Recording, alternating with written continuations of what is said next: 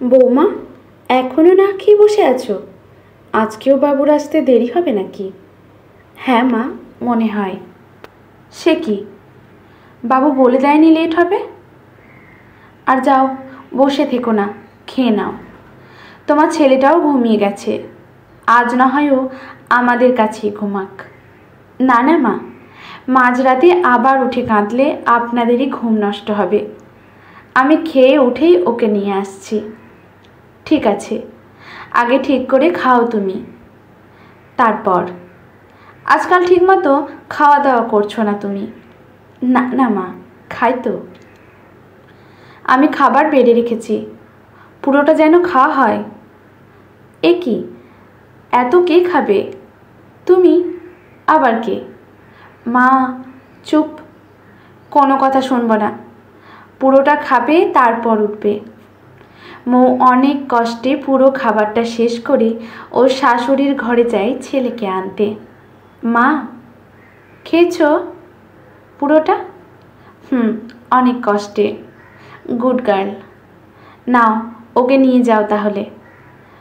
বললাম আমার কাছে থাক, তা শুনবে না।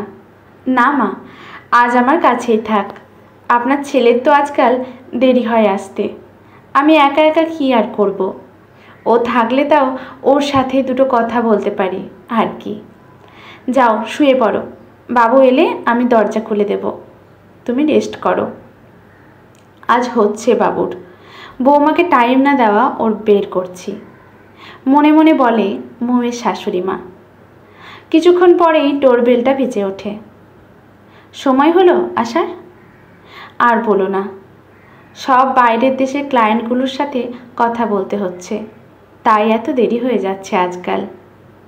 সবই ঠিক আছে, তাই বলে তুই বৌমাকে তো একটু টাইম দিবি বল। বেচারি সারাদিন একাই থাকে, আমার সাথে আর কতই বা কথা বলবে।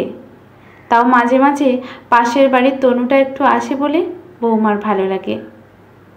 কেন, মৌ কিছু বলেছে তোমায়? ও মুখ চোরা মেয়ে, কিছুই তো বলে না। উল্টে আমায় বলে তোমার ছেলের কাজের প্রেসার ওকে এসব বলো না। আমিও তো বুঝি ওর দিকটা। তোর বাবা এরকম করলে আমি খুব রেগে যেতাম। সেখানে বৌমা তো তোকে কিছুই বলে না। কপাল করে বউ পেয়েছিস বাবু, ওকে অযত্ন করিস না। না মা, আসলে আমারই এটা খেয়াল করা উচিত ছিল। এত কাজের প্রেসারে ওর সাথে ভালো করে কথা বলাই হয়ে ওঠে না। ঠিক আছে, যা খেয়ে নিয়ে একটু সময় কাটা ওর সাথে। খেয়ে উঠে চুপচাপ ঘরে ঢোকে অমিত। মৌ জানেও না অমিত এসেছে, সবে হালকা ঘুম ঘুম এসেছে ওর। হঠাৎ কেউ একজন ওকে জড়িয়ে ধরে। কে কে কে আবার? তোমার একমাত্র বর? উফ, ভয় পাইয়ে দিয়েছিলে। সত্যি বাবা, এরকম কেউ করে? আর একটু হলেই সোনায় উঠে যেত, গেলে যেত। ওরও একটু দেখে রাখা উচিত এখন দিয়েই বাবা মায়ের প্রেমটা। নাহলে বড় হয়ে দেখলে ভাববে বাবা মা কী করছে এগুলো। হা হা, কী ভুলভাল কথা। অনেক রাত হয়েছে, শুয়ে পড়ো। না, এই নাও, এটা তোমার জন্য। কি এটা? খুলেই দেখো না। ওমা, আইসক্রিম, থ্যাংক ইউ। বাহ, এসব শুকনো থ্যাংক ইউতে হবে না যে ম্যাডাম। শুকনো থ্যাংক ইউ? সেটা আবার কি? ওসব থ্যাংক ইউ লাগবে না, অন্য কিছু হলে ভালো লাগবে। আচ্ছা, এই নাও, একটা বাইট দিচ্ছি আইসক্রিমের। খুশি? ধুর, এই কি হয়েছে বলো তো? আমার আজ খুব প্রেম করতে ইচ্ছে করছে। তোমায় আমি একদম সময় দিতে পারি না গো, সরি।